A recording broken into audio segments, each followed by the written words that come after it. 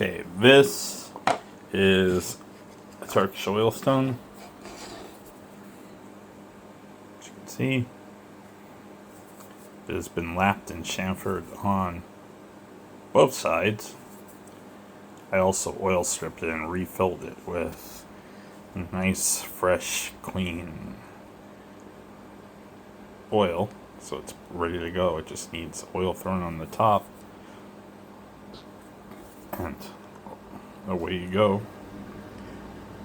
This stone is 6 and 31/32 of an inch long by 2 and 3/32 of an inch wide by 1 inch thick.